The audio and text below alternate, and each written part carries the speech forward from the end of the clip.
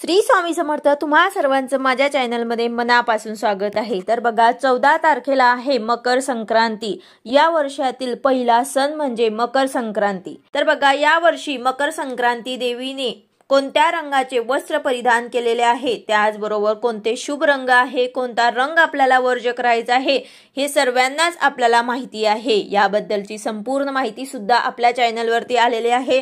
आता त्यामध्ये संक्रांती देवीने ज्या रंगाचे वस्त्र परिधान करून येत असते ते रंग या सणाला पूर्णपणे वर्ज केला जातो। त्यानुसार यावर्षी संक्रांती देवीने पिवळ्या रंगाचे वस्त्र परिधान करून येणार आहे। त्यामुळे पिवळा रंग संपूर्णपणे कसा टाळावा, सणासुदीला घातले जाणारे दागिने देखील पिवळ्या रंगाचे असतात। शिवाय पूजेसाठी लागणारी हळद देखील पिवळी असल्यामुळे यावर्षी सोन्याचे दागिने आणि हळद वापरायची का नाही हा प्रश्न सर्व महिलांना पडलेला आहे।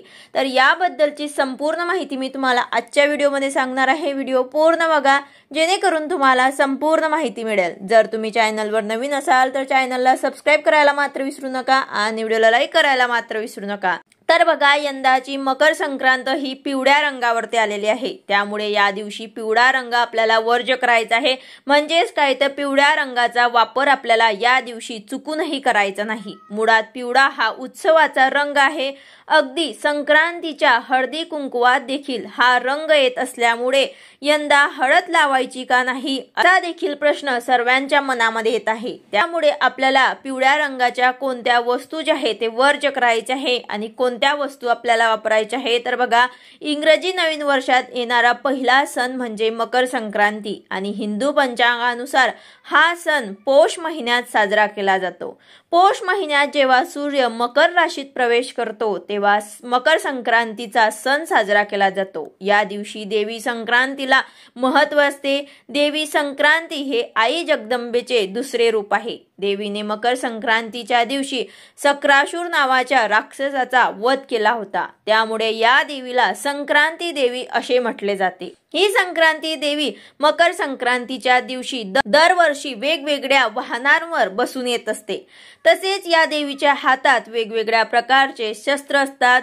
त्याचप्रमाणे ती वेगवेगळ्या रंगाचे वस्त्र देखील परिधान करून येत असते। थोडक्यात काय तर दरवर्षी संक्रांती देवीचे वस्त्र, शस्त्र आणि वाहन जे आहे ते बदलत येत असतं। संक्रांतीच्या दिवशी देवी कोणत्या रंगाचे वस्त्र परिधान करून येते, कुठल्या वाहनावर येते याला खूप महत्त्व असते। हिंदू धर्मशास्त्रानुसार संक्रांती देवी ज्या रंगाचे वस्त्र परिधान करून येते तो रंग त्या सणाला पूर्णपणे आपल्याला वर्ज करायचा असतो।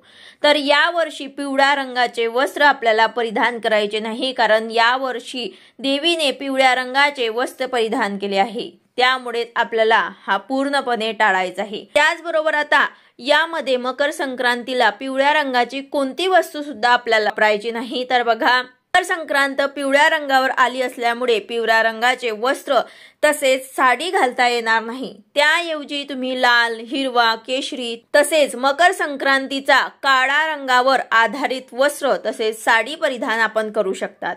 संक्रांतीच्या दिवशी म्हणजे सुगड पूजनामध्ये सुद्धा आपल्याला हळदी कुंकू जे आहे ते वापरायचं का नाही, हळद लावायची का नाही हा सुद्धा प्रश्न सर्वांना पडलेला आहे। तर सौभाग्यवतीच्या दृष्टिकोनातून कुंकुवानंतर हळद ही दुसरी महत्त्वाची गोष्ट असते। हळदीला जेवढे महत्त्व हिंदू धर्मात आहे तेवढेच महत्त्व पिवळ्या रंगाला देखील आहे। परंतु यावर्षी मकर संक्रांत याच रंगावर आल्यामुळे बराच गोंधळ निर्माण झालेला आहे। पण संक्रांतीचा सण मुळात सौभाग्याचा असल्यामुळे या दिवशी आपल्याला हळदी कुंकवाला हळद जे आहे ते वापरायचे आहे। हळद नाही लावली तर कसं चालेल, तर त्यामुळेच आपल्याला संक्रांतीला हळद जे आहे ते वापरायचे आहे।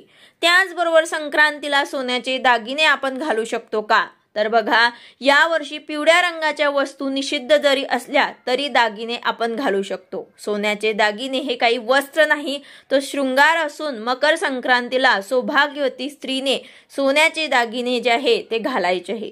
तर अशा प्रकारे आपल्याला वस्तू ज्या आहेत ते कोणत्या वर्ज करायचे आहे, तर बघा आपल्याला पिवळ्या रंगाचे कपडे, साडी, त्याचबरोबर पिवळ्या रंगाच्या बांगड्या ज्या आहेत ते आपल्याला वर्ज करायचे आहे। बाकी आपण हळद जे आहे ते हळदी कुंकुमामध्ये वापरू शकतो आणि सोन्याचे दागिने जे आहेत ते सुद्धा आपण घालू शकतो। तर अशा प्रकारे आपल्याला मकर संक्रांतीला काय वस्तू वापरायच्या आहे, काय वस्तू वर्ज करायच्या आहे याबद्दलची बरीच माहिती मी तुम्हाला आजच्या व्हिडिओमध्ये सांगितली आहे। व्हिडिओ आवडला असेल तर लाईक करा, शेअर करा, सबस्क्राईब करा। भेटूया अशाच नवीन व्हिडिओ सोबत। श्री स्वामी समर्थ।